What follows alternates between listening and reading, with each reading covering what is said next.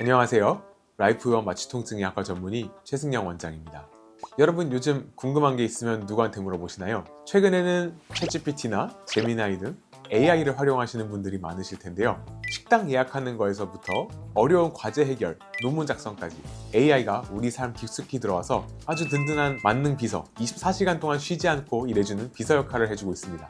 그런데 진료를 하다 보면 이 비서 진짜 믿어도 되는지 의심스러울 때가 있습니다. 환자분들이 원장님 AI가 그러는데 제 허리는 수술 안 해도 된대요. AI가 추천해준 영양제인데요. 뭐 한 4-5가지 이거 다 먹어도 되죠? 너무 AI에 전적으로 의존하시는 분들이 많아졌어요. 그래서 오늘은 AI를 의료용으로 사용하는 그 편리함 뒤에 숨어있는 약점을 낱낱이 알려드리도록 하겠습니다.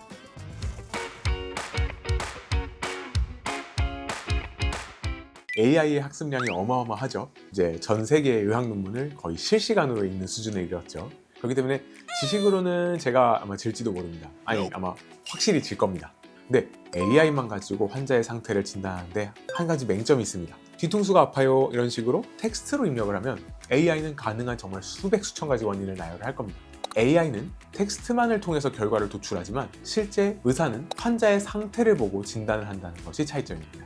AI를 이용한 진단이 정확하기 위해서는 그래서 한 가지 전제가 필요합니다. 사람이 입력한 그 질문이 정확했는가? 그래서 실제로 저한테 질문을 하기 전에 AI한테 먼저 질문을 하고 오시는 경우가 있는데 이때 AI가 내린 진단이 제법 잘 맞는 경우도 있지만 또 종종 엉뚱한 경우가 있더란 말이죠. 증상을 AI한테 어떻게 말씀하셨나요? 라고 물어보면 전혀 중요하지 않은 증상은 너무 길게 열거하고 또 정작 중요한 증상은 빼먹은 경우가 많았습니다. 내가 통증을 묘사할 때는 중요한 6가지 정보 OPQRST라는 것이 있어요. O는 onset, 언제부터 아팠는지, P는 palliation provocation, 그러니까 어떻게 하면 더 심해지거나 좀 나아지는지, Q는 quality, 통증이 양상이 어떠한지, 즉 뻐근한지 저린지 화끈거리는지 찌르는 것 같은지 등등. R은 radiation, 그러니까 다른 부위로 뻗치는지, S는 severity, 통증이 얼마나 심한지, 마지막으로 time, 시간이 지남에 따라서 호전이 있는지, 더 아파지는지. 문제는 의료인이 아닌 이상 이러한 정보들을 AI가 만족할 정도로 정확히 입력하기가 쉽지 않다는 거예요.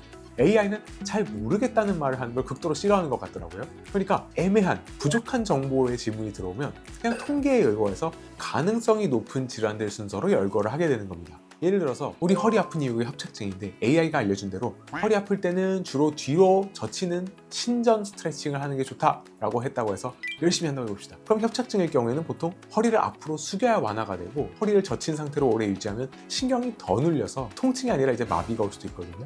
즉 내가 입력하는 질문이 AI가 올바른 답변을 도출하기 어려울 정도로 부정확할 수가 있다는 거. 내 질문이 정확하다고 하더라도 AI는 통계적으로 이러할 것이다 라는 질환의 후보를 알려줄 수 있을 뿐이지 정확한 진단을 내리는 데는 좀 한계가 있다는 거. 이 2가지는 말씀드리고 싶습니다.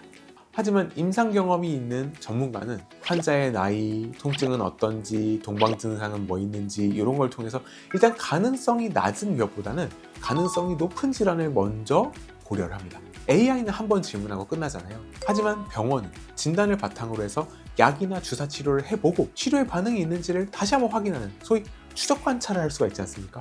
내가 겪고 있는 증상이 혹시 암이나 희귀병 같은 위험한 것이 아닐까 걱정이 되신다면 AI를 붙잡고 전전긍긍하기보다는 차라리 빨리 병원을 방문하고 의사와 상담해서 검사를 받고 가장 흔한 질환부터 배제를 해나가는 것이 치료의 첫걸음입니다. AI는 현대의학에서 매우 강력한 보조 진단 도구입니다. MRI나 CT 영상을 판독을 할 때 의사가 놓칠 수 있는 미세한 병변들을 AI가 먼저 찾아내서 제안하는 방식은 이미 벌써 훌륭하게 활용이 되고 있죠. 그렇지만 중요한 것은 주객이 전도되어서는 안 된다는 겁니다. 환자분들께 권장드리는 가장 올바른 AI 활용법은 AI의 답을 결론, 해답으로 삼으시는 게 아니라 의사랑 상담할 때 이 부분을 논의해야지 라는 논의 주제로서 활용을 하신다면 훨씬 더 스마트한 의료생활을 하실 수 있을 겁니다. 기술이 아무리 좋아져도 대체가 안 되는 게 있습니다. 바로 소통이에요. 의사랑 환자 사이의 라포, 신뢰라는 거예요.